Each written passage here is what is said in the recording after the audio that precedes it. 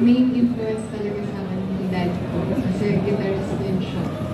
So, every time na nagpa-practice sila, napapanood namin sila ng banda. Tapos, na-amaze na ako sa guitar niya. Like, siya yung dahilan. Medyo chubby. Ako, na-inspire ako sa sarili ko. Kasi nakita ko yung future na pagtingin ko sa salamin, ako, shit, magbabanda ka. Oo nga. Ayun. Hindi ako nag-start rin yun noon, yung nakikinig ako ng mga iba't ibang genre ng music before. So parang gitara talaga agad yung una kong napansin. So nag-aaral ako ng gitara.